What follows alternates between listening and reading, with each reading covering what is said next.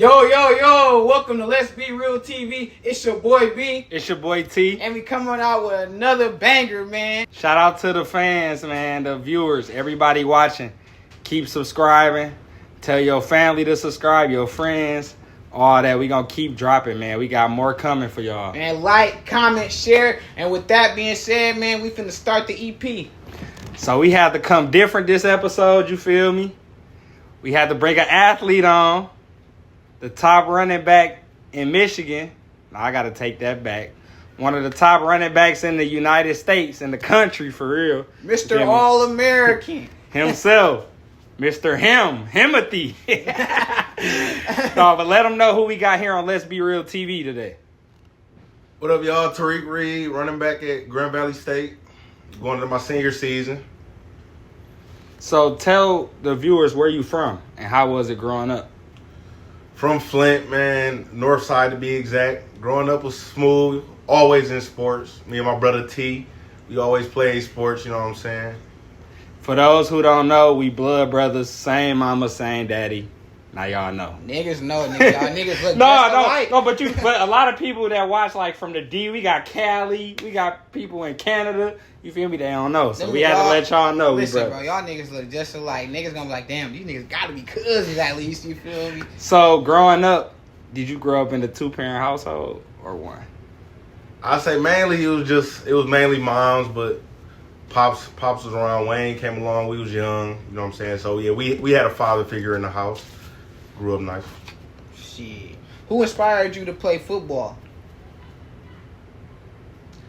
To be honest, I wouldn't say it was nobody in general. It just like we always played sports. Like when it was football season, we was playing football. When it was basketball season, we was playing basketball, track, baseball, you name it. So what made you like, hey, football is what I'm like really finna lock in on?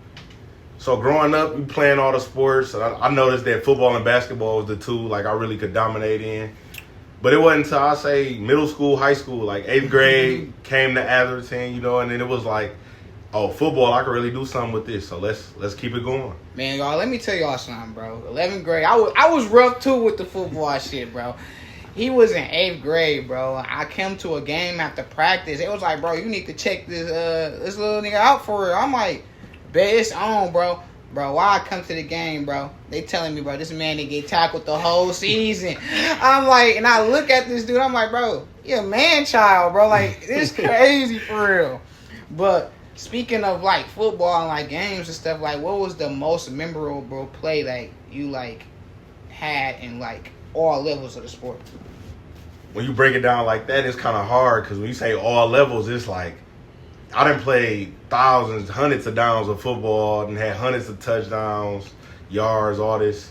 I say college because college that's what you got to work the most for. So my most memorable, you said player game. It could be either one. Either one. I'll say most memorable game was definitely against Saginaw Valley freshman year. We're gonna talk about that.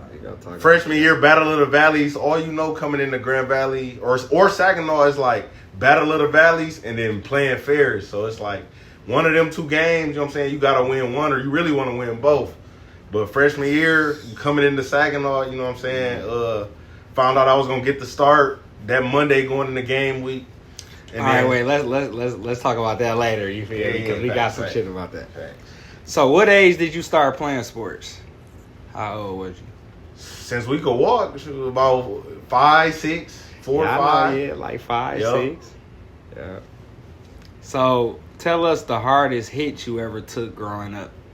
We know you score a lot of touchdowns, but we need the flip side. Man, I know I done told this story 100 times, man. Flint League, going back to Northwestern, you know what I'm saying? I'm like 6, 7. We was playing against the Wildcats. My boy Ali was like 4 or 5 years older than me. And they was cheating. I don't know how we was playing in the same league, but I ran for like 40 yards. I thought I was going to get a touchdown, man. He knocked my wind out. I couldn't breathe. I didn't want to be done with football after that. No, he really couldn't breathe. Like, he was down there. Like, they stopped the game and everything. Like, it was crazy for real. I ain't going to lie. That was crazy. So, growing up, did you have asthma? Yeah, man. Asthma the crazy. So, like, what happened with it? Like, over time, you don't have it no more? Like, it just went away? As a kid, it was bad. Like, I had to have my inhaler every practice, every game. Had to take it every day. But I feel like it's something that you kind of grow out of as you get more into your athletic growth. So, did you have asthma playing Pop Warner? You played Pop Warner growing up, right? Yeah, I say asthma was it was heavy in my life until maybe high school football. And what was the name of the Pop Warner team that you played on? The Genesee Eagles, man. Shout out to Genesee. Hey, the only football team, Pop Warner, in Genesee County, man. We used to go down to Detroit and handle business. So what was it like traveling to games as a kid? Because, you got to do that in college, but you've been doing it. Like, you're not new to it. Yeah, I say just being on them bus rides, it bring back the memories. And, from being in car rides, just being around the guys, just a good vibe. So, with like all your accolades and like, you being like the man at GV, how was college preparing you for, I'm manifesting that you finna go to the league. So how's it preparing you? Just the simple fact that in college, it's a day-by-day grind. It's like you got to really enjoy the process and focus on the process. You can't worry about stats or accolades, none of that. You just got to take it day by day, and I feel like that'll translate to the next level. Okay. Do you have any mentors or leaders that help you grow as an individual and gonna help you like transition to this next step of your life? Most definitely. I'll say as far as mentors, I got like Mateen Cleaves consistently in my ear telling me the right stuff. I got my big bros, Thomas Ross, played a couple years in the league. Mm-hmm. And then even going back to like GV, some older guys, my guy Bryce Young Walls I played with, older running back. Marty Carter, I'm sure everybody know about Marty, one of the best running backs to ever play in D2. Mm-hmm. Shout out to them. So let's go back to middle school real quick. So I remember you said 8th grade, you feel me, they couldn't tackle them. 8th grade, basketball and football, you played both, right? You and a couple others, Kentrell Ware, he was the running back at Northwood till he got hurt. You feel me? Y'all went undefeated in both sports. And we come from a small school. Allerton, we not known for going undefeated. So how did that feel, like feeling like a 99 creative player out there, like y'all just scoring at will? How did that feel? In both sports, it felt crazy because it was like after football season, we went undefeated. In basketball, we got Ernest Smith. Justin Smith was on the 7th grade team, but it was like we had so much talent, but at the small school, so people still didn't expect us to go so crazy. But yeah, being undefeated, it just showed like during high school we could make a run, you know what I'm saying, if we all put in the work. Hey, speaking of high school, you feel me, like, when I was like, I was captain of the Atherton team, you feel me, and Coach Noel came up to me, he was like, you feel me, we finna bring this freshman up to varsity. And I'm like, you fucking playing right now. Like, ain't no way. And I was like, I see what he be doing against these 8th graders, but you feel me? Like, I don't know if it's going to correlate. I was on some hating shit for real. Because my cousin was an all-state running back already. And they said he was going to bring you up. I said, all right, we finna see what's on. And you feel me? Our first scrimmage, bro. First play, bro. I swear to God, bro. I was playing fullback, bro.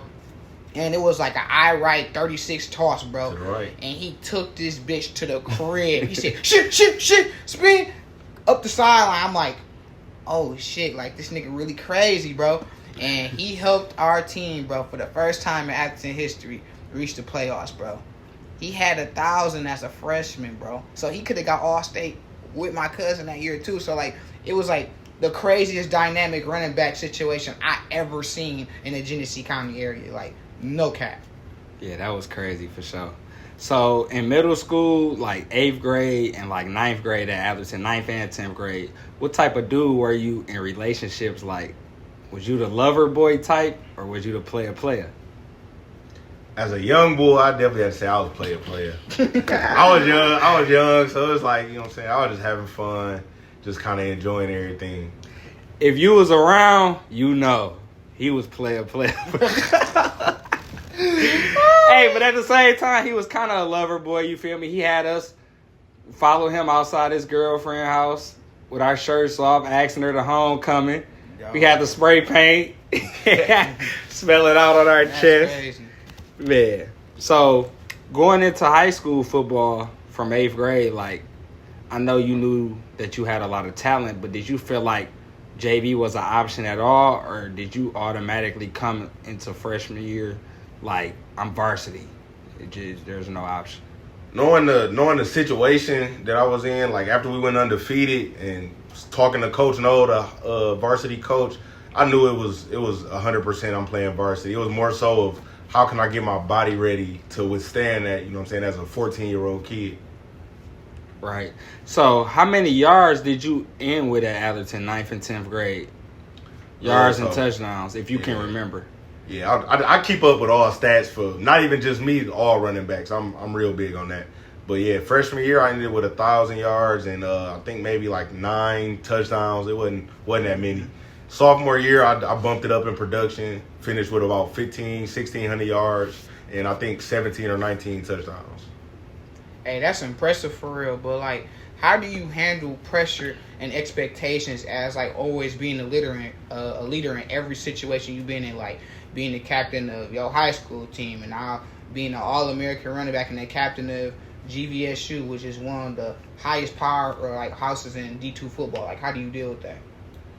Yeah, so I focus on mainly doing the right things and trying to do. I got this saying, like being consistently good is being better than occasionally great.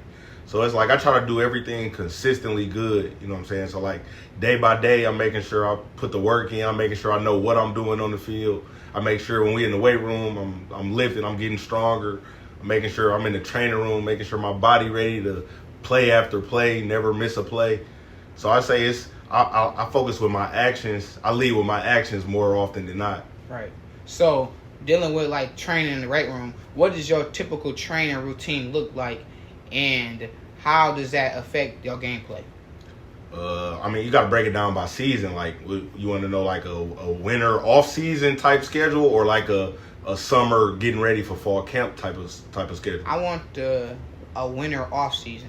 So winter off-season, that's when you lifting heavy. So it's we going 5 days a week lifting, 2 days in the morning conditioning, and then we come back in the afternoon for like a football type individual position workout.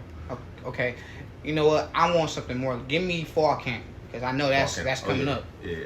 So fall camp is a grind, man. As far as practice and lift schedule, we practice 6 days a week. We get 1 day off, and it's not even really a day off. It's more like a recovery day to get ready for the next week, and then we lift 2 to 3 days a week, I think. Okay. So after 9th and 10th grade, you transferred to Davidson to play football. How did that come about? So yeah, after my sophomore year, it was a lot of talk because our quarterback Ronnie Buford, my guy Ronnie, he transferred to Chelsea in Ann Arbor, and it was kind of like another guy left, Jalen Smith. J-Bo so fast, man. He went to Carmen. He transferred to Carmen, and then it was kind of like, what's the next step I could take as far as recruiting wise, getting ready for college? I had already put the production up against that competition. It was to see if I could play at a higher level. And then really, I didn't want to leave. It was more so my mom and pops. They kind of forced my hand with the decision, but it turned out for the good. So tell them the sacrifices that you had to make for that. Not only did you switch schools, we actually moved out of Flint to Davidson. For the viewers that don't know, Davidson is about 20 minutes outside of Flint. It's a suburban, a nicer neighborhood. If you know what Flint is, you know poverty, crime rate, all that. Davidson is the opposite. It's a good vibe out there. So how was that? Because a lot of people felt like when you first transferred, they tried to, call the NCAA or whoever in charge, the high school people, and tell them like, oh, he's not living in Davidson District, and we didn't want to go through those problems, so we ended up just moving. Tell them how was that, making that sacrifice? I mean, I'll say that was my first real life chance to face adversity, because like it was adversity from leaving all my friends, leaving all my teammates, my brothers, and then transferring to a whole new environment and trying to like restart a whole life. And at the same time, I had the, like the people trying to, investigate different things, which caused us to have to move, from Flint to Davidson, just to make sure that I was able to, play sports without any distractions. So speaking on adversity, going from Atherton to Davidson was a big switch because Atherton is a small class school and Davidson is a bigger class school that play top tier teams. How was the pressure going into Davidson? And people know what you did at Atherton, and you got those who rooting for you like, yeah, he gonna dominate on the bigger level, bigger stage. And then you got those that's like, he did that in a small class C school. He go to class A, he won't do that. How was the pressure going into that junior year at Davidson? I'll say I definitely felt the pressure because, like Pops always say, like you when you great and you on your way to greatness, it's gonna be haters. It's gonna be people saying you can't do this, can't do that. So I took that into account, and like I just knew, no matter what, like I had to grind because it wasn't gonna be easy. You know what I'm saying, going up. So really, I tried to focus on the grind, and that took my mind off the pressure. You know, focusing on the day by day, the workouts, the lifts, the practices, and that made the transition easier. And then when it came to season time, I could focus on football instead of the outside noise. All right. So what's your most significant personal achievement that you have as a football player? Personal achievement. Like I'd have had a long career, man. It's a lot to look back and reflect on and appreciate, just be thankful for. But I say one moment is just my freshman year. Like I say, when I got my first start against Saginaw Valley, like I rose to the occasion and I performed good, and we got the win in a close game. That's crazy because I really thought you was gonna say you beating Mark Ingram record. I swear to God, I thought you was. Hey, I thought he was gonna say that too, but we gonna get into that. But believe it or not, the record was never really a part of my plan. I just wanted to dominate, and I just wanted to be the best. All right, so now I talk about, like, you know, on a personal level, I'm about to talk about how important is team chemistry to you, and how does that affect you being a leader at GVSU?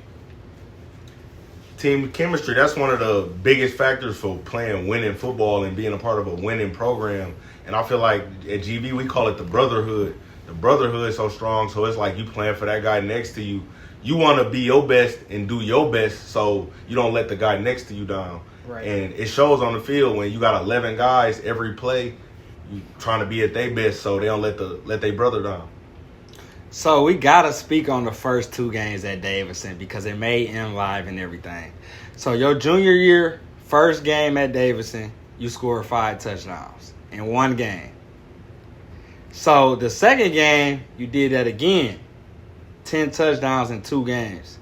A lot of people after the first 5, the first game, you know, they said, oh, he probably won't do it again. You know, it's always the people against you. But when you did it again, do you feel like people finally started to really see your talent and not just sleep on you? Yeah, I say it woke everybody's eyes up because that's when the media attention really started to grow, like, to another level. Like, it wasn't just Flint no more. It was all of Michigan. And it was like more people had found out about, you know what I'm saying, my game and what Davidson was doing at the time. Bro, he turned his Madden sliders up on them niggas, Man, bro. the M Live article said, like, Tariq Reid, Davidson, Michigan, scores 10 touchdowns the first 2 games. That's just something you read and you just say, damn. Nigga, I used to be cheating on Madden, bro. I used to put that bitch on rookie, But- and I just had him tripping. 5 touchdowns is some real creative That's player crazy, shit, bro. That's crazy. That's 30 points. You put 30 points on the board. 60 points on niggas. That's crazy. In 2 games. That's the first 2 games. So let's speak on the whole rest of the season. Y'all went undefeated, right? Yep. And that was the first time going undefeated in how long? At least maybe 10 years or maybe more. The couple years before you were there, they was like 5-4. It was like a mediocre record. I'll say shout out to Coach Zim because Coach Kyle Zimmerman, he came in and he changed the entire Davidson program. And the year before I got there, I think they were 5-4.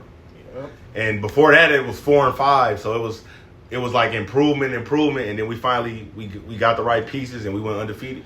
So name some players that you went to Davidson with and y'all created this team, this good team. The bad boys. The bad boys, Yeah. they the bad boys. Bad boys. That really wasn't there, man. I'll say the biggest pieces of it was the guys that came over with me: Austin Rowland, Anthony Fordham, Tyrese Watson, Lamar. It was a couple. My quarterback, Brendan McCreel, a stable in Davidson football, Davidson wrestling community. Our O-line, the entire offensive line was just dominant. You know what I'm saying? Just the entire team, man. The coaches, too. So what was your ending stats your junior year? My junior year, I finished with 2,000 yards, I think 37 touchdowns. 2,000 yards and 37 touchdowns. That is crazy. Like, you don't see stats like that in high school, man. Mm-mm. I haven't seen it yet. You will have to go look at Cass Tech. Shout out to Cass Tech. If you know, you know. They goated.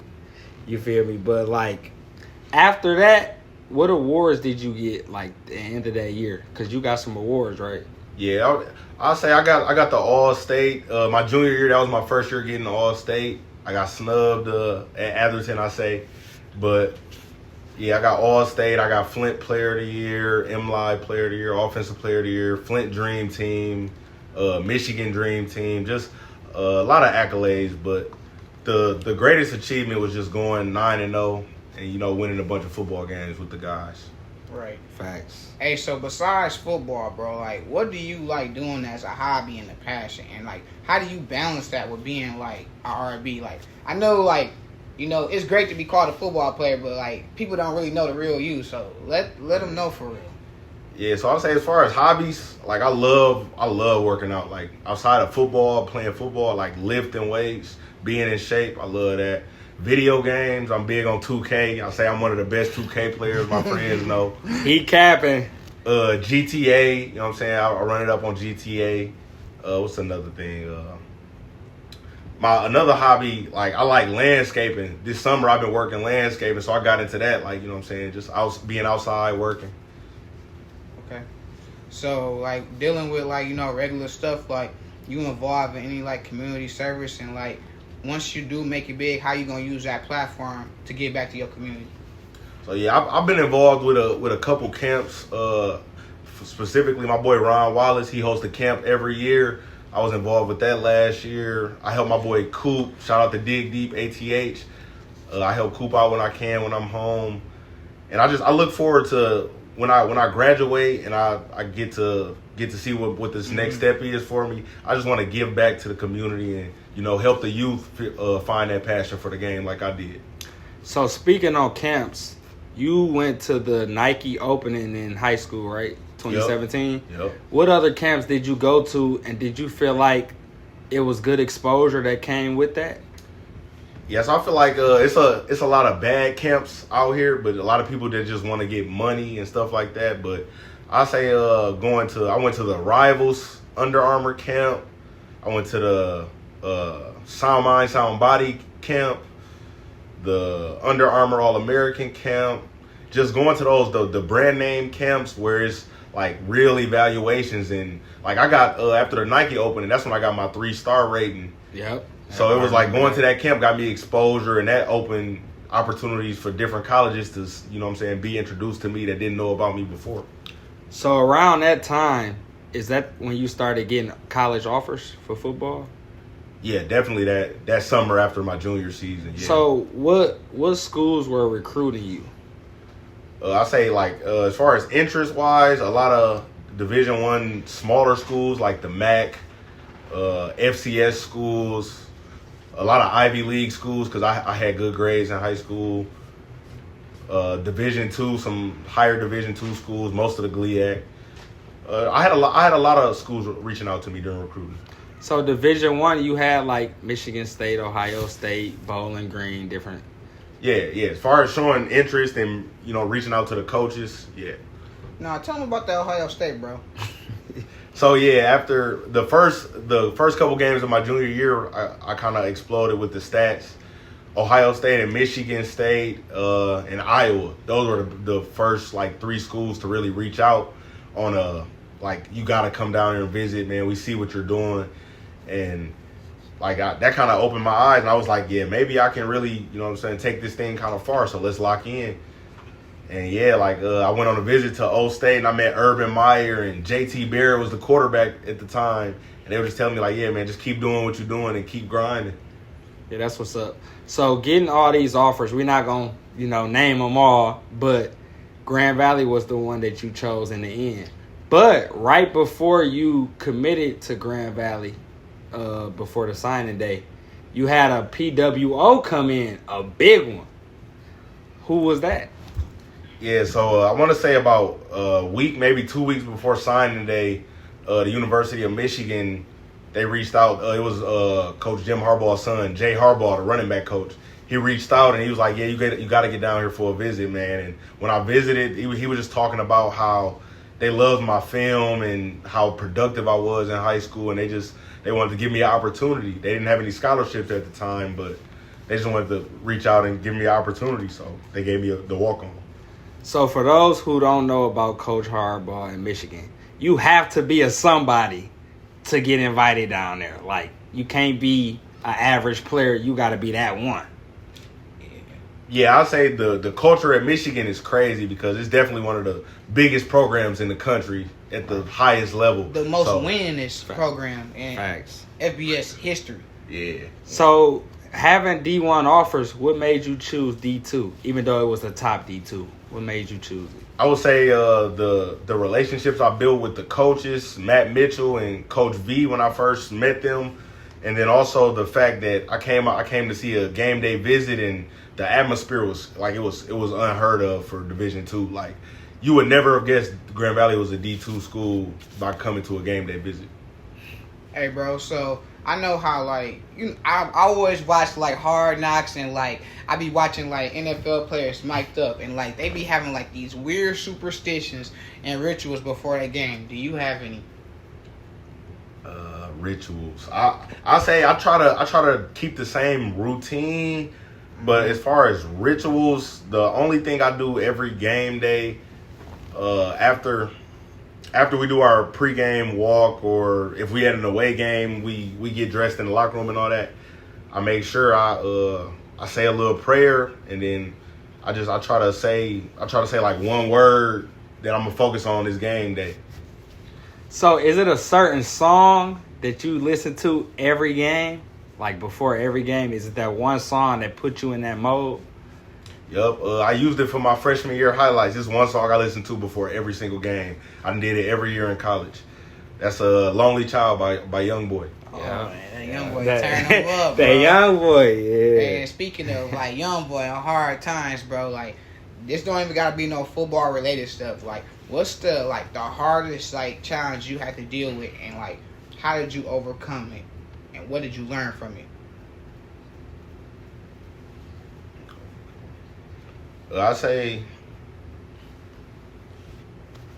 it's a couple different things I could say. Maybe personally, something I had to overcome was my freshman year. My grades wasn't that good when I first came into college, and I was also redshirting at the time. Mm-hmm. So when you redshirting, you're not playing that season, you're just practicing. So it took a hit on my confidence, and at the same time, my grades was bad. So I feel like I had to really lock in and just grind. Like, my coaches was mad at me, they was disappointed and everything. So that next semester, going into spring ball, I turned my grades up. I went hard in the classroom, and I ended that semester with a 3.2, 3.3 GPA. Brought my grades back up, and I also had a good spring ball. So it made up for that fall. That fall I left feeling in a bad place. You know what I'm saying? Just knowing, like, I'm smart. I should never have bad grades. I should always be handling business, and, you know what I'm saying, my mom, my granny, they'll all be disappointed, you know what I'm saying, knowing I'm not handling business. So for upcoming football players, y'all just heard he said he failed. He made some mistakes, but he didn't let those mistakes keep him down. He learned from them and started thriving. Like he said, he did good in spring ball after, and ever since then, he's been on the rise. So it's okay to make mistakes, but you got to learn from it, because being that you went to one of the biggest D2 teams in the country, where you there right now, it was a lot of student athletes and just students in general that flunk out. Like, it's people who lose their scholarships. They come to play football and they can't play because of their grades. And I've seen it a lot. B, I know you done seen it a lot, and I know you've seen it a lot. So is it important for people to manage both student athletes very important.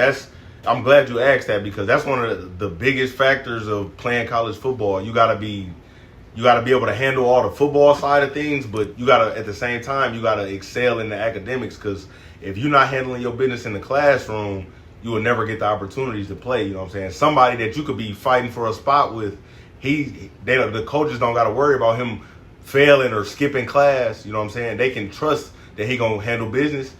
He might get the spot over you just because of that. So you gotta handle business in the classroom. It's only right. You gotta handle business. So sophomore year, you were behind a couple different running backs, right? Upperclassmen, like you mentioned, Bryce, Buck. It was a couple Jack. What was the relationship like with them? And when you came in, you were a sophomore, so you already redshirted. Were they giving you any type of free game and advice, even not just on the football field, but off the field as well?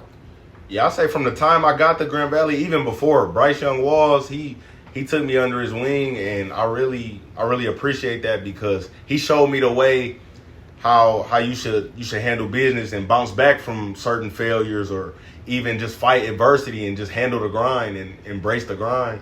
So y'all say Bryce Young Walls, he kind of helped me through my freshman year. He was that mentor figure to really, you know what I'm saying, propel my career in a positive direction. And Buck, Arion Kane Veazey, Buck was probably the most talented back in our room. We had a crazy backfield, but Thanks. Buck, you know what I'm saying, his talent on the field, that's what made me want to grind and get to that level because I saw what he could do in games, you know what I'm saying, run for 100, 200 yards against top-tier defenses.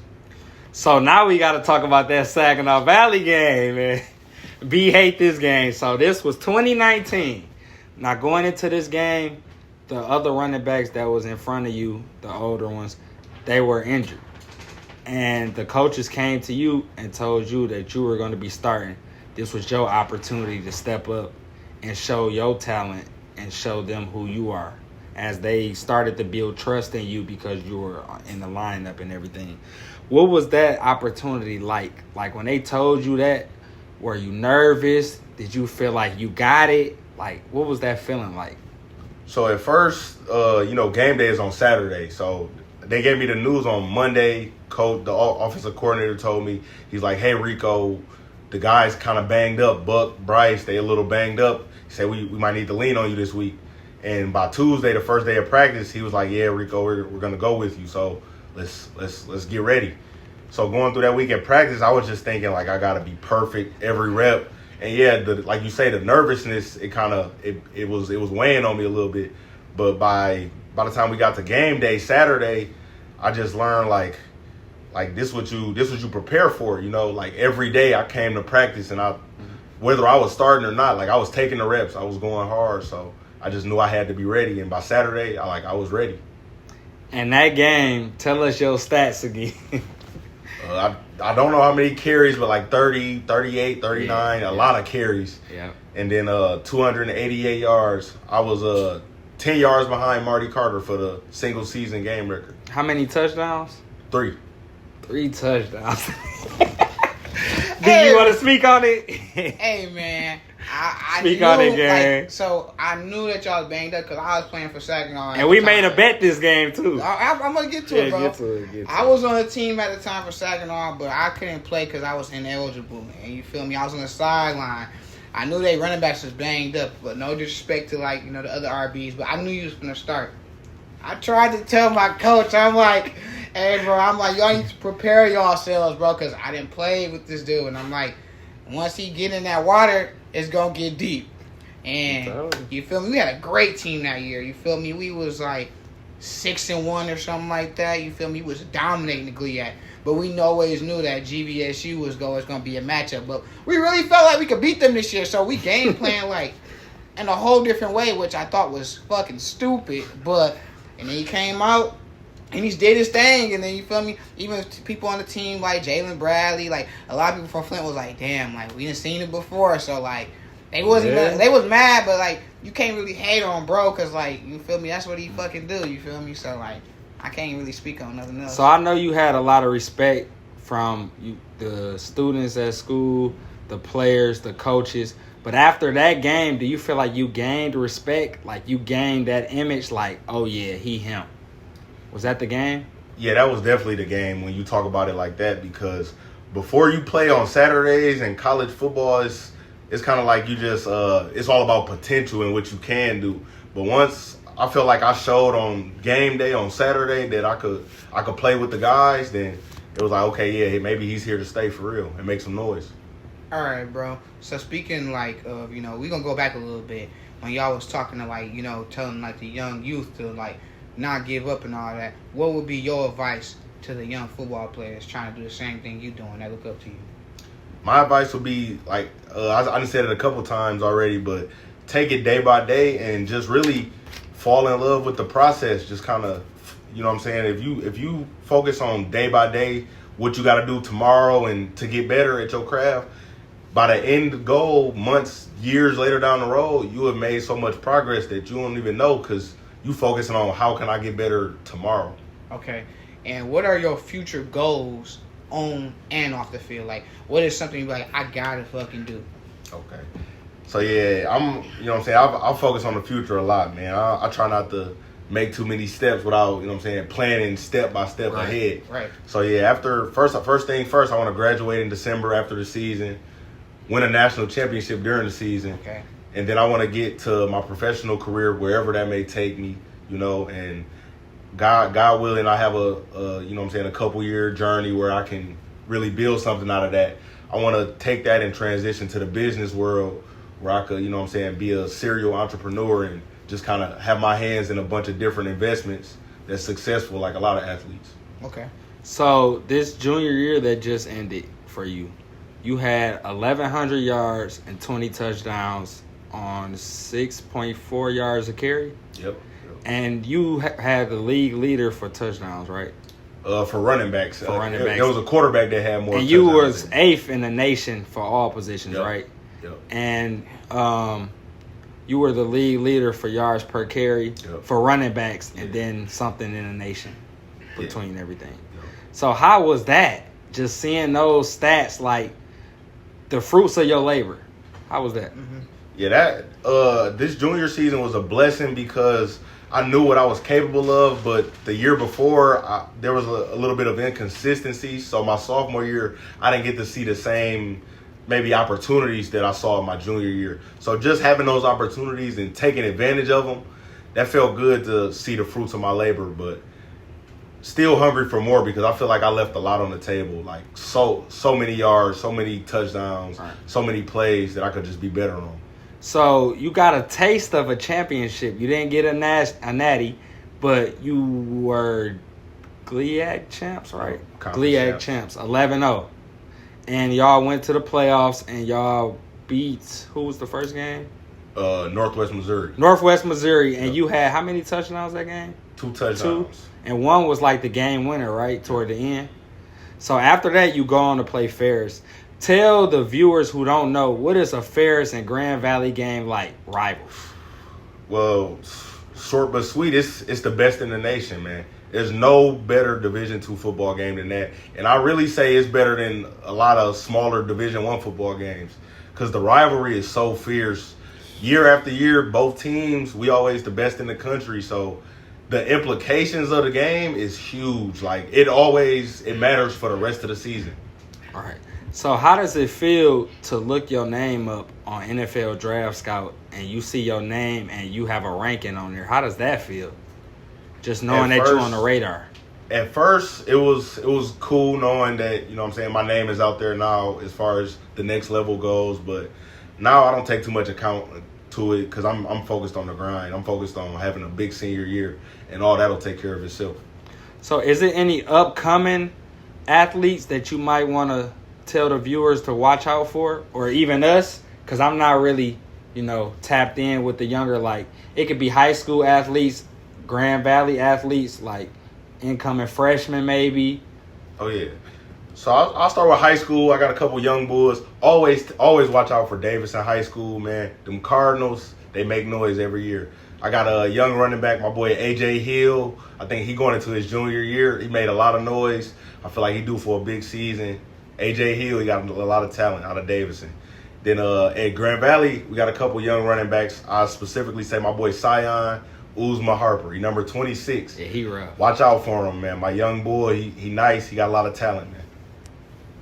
So, give us some advice for the youth as far as off the football field, like those who want to play sports, but it's a lot going on around them. What type of advice can you give them to stay on the right path? I would say try to surround yourself around the right people. Your friend group is big. You know what I'm saying? Normally, whatever you do, your friends do. Your friends do what you do. Right. So it's like, yeah, surround yourself around the right people and just try to make sure y'all all stay on the same grind.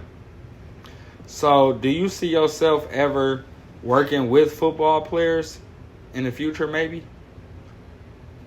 I wouldn't jump to conclusions, but maybe. I'll leave it open because I don't know.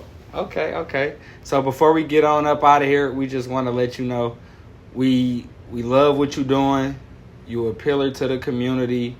You know, y'all do a lot of events with kids. Y'all host camps for kids. You've been involved with camps for kids. And you got a good image. You know, you got a lot of things going. Trying to make it to this last season. National championship, not state. That's high school. National championship, that's the goal, right? Yes, sir. Nothing less.